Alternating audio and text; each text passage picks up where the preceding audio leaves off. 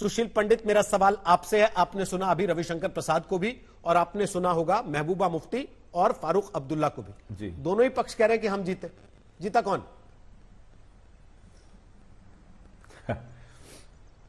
देखिए, दोनों ही पक्षों ने अपने अपने प्रभाव क्षेत्र में जमीन खोई है।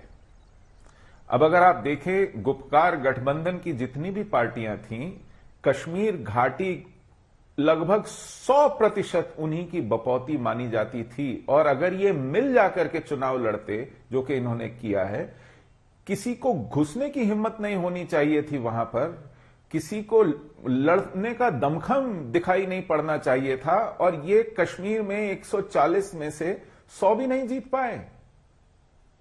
इसी तरह भाजपा जम्मू के वर्चस्व की पार्टी है। पिछले कई चुनावों में, 2014 के लोकसभा चुनाव में, 2014 के विधानसभा चुनाव में, 2019 के लोकसभा चुनाव में लगातार ये पूरे राज्य की सबसे बड़ी पार्टी बन के उभरी है। 2014 में 1/3 वोट लिए थे लोकसभा में पूरे राज्य के अंदर इन्होंने, लेकिन इस बार जम्मू में लगभग आधी ही सीटें जीत पाई। जैसा कि अभी आपने सुना, 20 जिलों में से जम्मू के 10 जिले हैं, उन 10 में से 5 भी वो नियंत्रण कर ले तो बहुत है। तो दोनों ने अपनी जमीन खोई, और इसकी एक वजह जानते हैं क्या है? अभी जो रविशंकर प्रसाद जी की प्रेस कॉन्फ्रेंस आप सुन रहे थे, इन्होंने छूटते ही कहा कश्मीर के अवाम की जय। बाद में फटाफट ठीक किया खुद को, कहा जम्मू कश्मीर के अवाम की जय। और उसके बाद फिर दोबारा आ गए कि कश्मीर के अवाम की को ये परिवार बपौती समझते थे। देखिए, ये जो कश्मीर की तरफ एक ऑब्सेशन है, एक क्या बताएं, मतलब हैसियत जम्मू देता है जम्मू कश्मीर की राजनीति में इनको चुनाव लड़ने की, अपना दखल रखने की, वहां के संबंध में नीति बनाने की, मुंह खोलने की, लेकिन ये बिछे चले जाते हैं केवल कश्मीर के लिए। तो जम्मू ये हैरान है, इस बात से परेशान है कि हम अपना प्रतिनिधि चुनते किसको हैं और वो जाकर के काम किन के लिए करता है।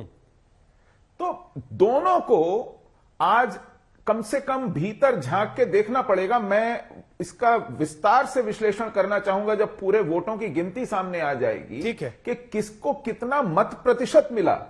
कुल मिलाकर के तो बाद में सीटों में कितना परिवर्तित हुआ वो मोटी बात हो जाती है, लेकिन महीन इसका विश्लेषण करने की आवश्यकता है दोनों संगठनों। अभी तो बीजेपी यही बताने की कोशिश कर रही है ना नेशनल कॉन्फ्रेंस की सबसे ज्यादा वोट हमारे हाथ आए, सबसे बड़ी पार्टी हम हैं, और गुपकार अलायंस को आप अलायंस की तरह ना देखिए, अलग अलग करके देखिए इन पार्टियों को, तो हम देखिए इनके मुकाबले कितने बड़े दिखाई देते हैं। क्या ये उतना खुश होने का विषय है जितना बीजेपी खुश दिखाई दे रही है आज? वो 2014 में भी था। देखिए, वो 2014 में भी था, 2019 में भी था, ऐसा लगातार बना हुआ है, क्योंकि एक विसंगति है। जम्मू क्षेत्र में जनसंख्या अधिक है, जम्मू क्षेत्र में वोटर अधिक हैं, लेकिन सीटें कम हैं, डिस्ट्रिक्ट कम हैं।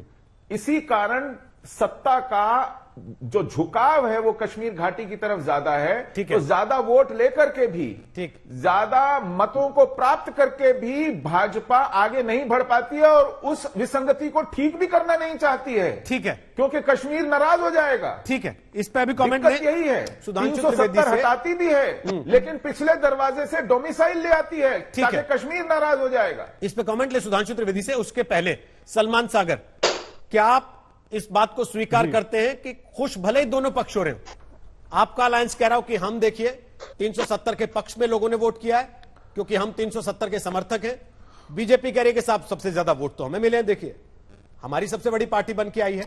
लेकिन असल में जो बात सुशील पंडित कह रहे हैं सच वही है, दोनों ने अपनी अपनी जमीन खोई है अपने अपने इलाकों में।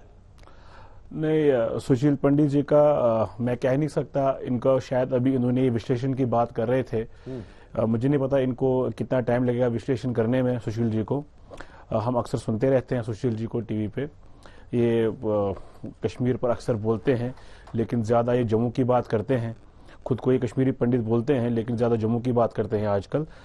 लेकिन जहाँ तक ओवरऑल आप सवाल कर रहे हैं पॉलिटिकल पार्टीज़ का कि किसने जीता किसने हारा, सीधी सीधी सी बात है, PAGD का जो अलायंस है या जो मल्टीपल अलायंस बना है पार्टीज़ का, उन्होंने वोट शेयर भी ज्यादा लिया है और finally seats, number of seat भी ज्यादा लिया हुआ है। तो मुझे ये समझ नहीं आ रही है आप सिंगल लार्जेस्ट पार्टी किस चीज को बोल रहे हैं आप। अगर बीजेपी ने जहां कोई 2,80,000 के करीब वोट लिए हैं, वहीं अलायंस ने मिलकर जो सीटें ली है उन्होंने 3,90,000 के करीब वोट्स लिए हैं। तो जीत किसकी होगी? अगर आप इसको माइन्यूटली भी देखेंगे, पार्टी वाइज भी देखेंगे, तो आप देखेंगे जो अलायंस की सीट्स है through out Jammu and Kashmir, not कि कश्मीर में। अभी आप बात कर रहे थे जी, पहले यूनियन मिनिस्टर साहब ने कश्मीर की जाए बोली, फिर जम्मू की जाए बोली। हम तो जम्मू कश्मीर की जाए बोलते हैं। हम ये नहीं सोचते पॉलिटिकली हमारे लिए जम्मू आज ठीक रहेगा, कल कश्मीर ठीक रहेगा। हम कहते हैं हमारा जो जितना शेयर जम्मू में है उतना शेयर कश्मीर में भी है। हम ये पार्टी हैं, आज की डेट में अलायंस का ये हाल है कि हमारा तो equally good number of seats we have won in Jammu as well.